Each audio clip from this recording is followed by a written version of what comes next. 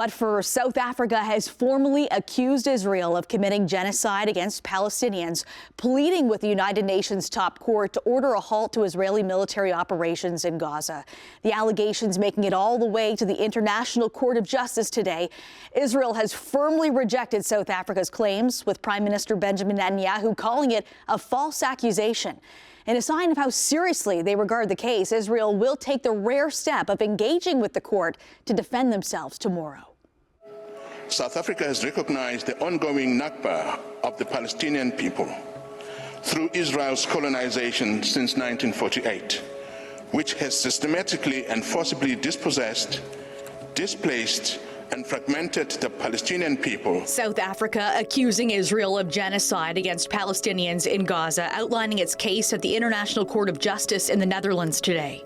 The application places Israel's genocidal acts and omissions within the broader context of Israel's 75-year apartheid, 56-year occupation, and 16-year siege imposed on the Gaza Strip. The United Nations defines genocide as an act committed with intent to destroy in whole or in part a national, ethnical, racial, or religious group.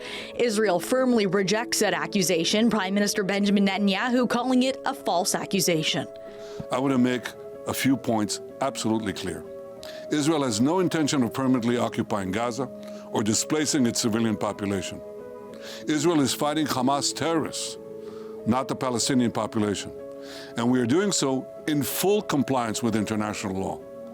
The IDF is doing its utmost to minimize civilian casualties, while Hamas is doing its utmost to maximize them. South Africa has asked the World Court to indicate provisional measures to protect the rights of Palestinians in Gaza from imminent and irreparable loss, as well as ordering Israel to suspend its military campaign in Gaza. Israel has a genocidal intent against the Palestinians in Gaza.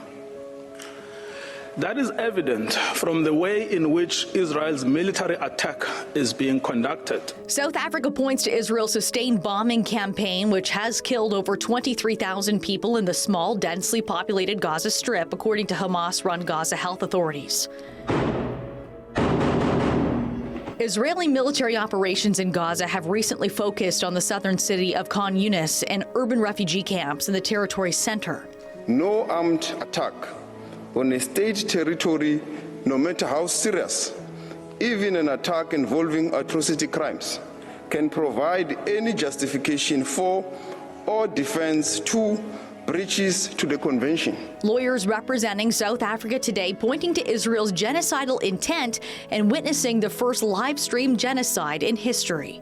Israel's political leaders, military commanders, and persons holding official positions have systematically and in explicit terms declared their genocidal intent. And these statements are then repeated by soldiers on the ground in Gaza. The first genocide in history, where its victims are broadcasting their own destruction in real time. I hold your hand to say thank you, South Africa. Post-apartheid South Africa has long defended the Palestinian cause, but their case at the ICJ will likely last for years. Israel's delegation is expected to highlight its right to self-defense under international law when it's their turn to appear before the World Court. Our goal is to rid Gaza of Hamas terrorists and free our hostages. Once this is achieved, Gaza can be demilitarized and de-radicalized, thereby creating a possibility for a better future for Israel and Palestinians alike. For more on why this case is being so widely watched and discussed, let's bring in our panel. We're joined by Atalia Omer, professor with the Keough School of Global Affairs at the University of Notre Dame, as well as Sean Foley, professor of Middle East and Islamic history at Middle Tennessee State University. Thank you both for joining us tonight. First and foremost, why of all countries is South Africa the one doing this? Atalia, let's start with your thoughts first.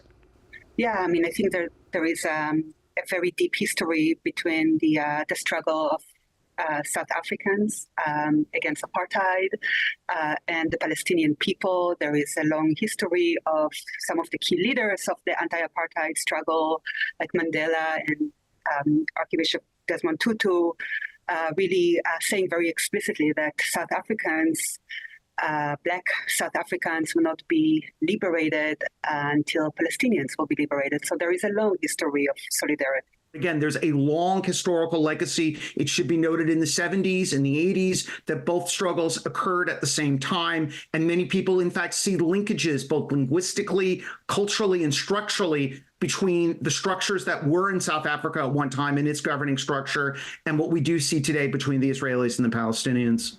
So does a case at the International Court of Justice hold any sort of weight here? Yes, I think it's a very critical moment. It's a moment where Israel, for the first time, has to face a reality of accountability to its actions, and really, it's a moment of puncturing of the total impunity that Israel has been receiving for many decades. And Sean, what's your take? Again, it's difficult to say what that means by weight. The International Court of Justice is a court that doesn't necessarily have direct, ability to enforce its measures. But this is a moral decision. It is a moral court. It is a decision that will have dramatic consequences potentially legally among partners of Israel in Europe and elsewhere in different parts of the world, potentially even with Canada as well. The actual final decision is something that may take years to take place. But right now they have something a little closer to something like a temporary restraining order is more of what the South Africans are asking for.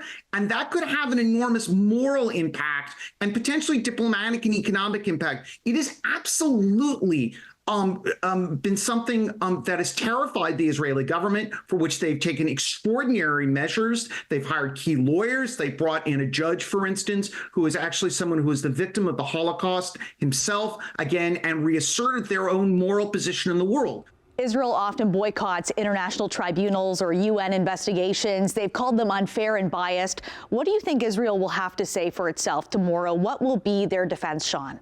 Well, let's pause for a second and maybe one other thing. What makes this different is that both Israel and South Africa are both signatories, and this is extremely important. They're both signatories to this convention, and this is a convention that came out of 1948 and the events of World War II that directly impacted Jews around the world in absolutely horrific ways. And again, even the word itself that they're debating and this point comes out of the events of World War II. So this is an enormously important event for Israel and something it has to deal with, even though in the past it may ignore it, and those other types of things. And of course, also reinforce, and this is also something why this is so important, what had happened to them first.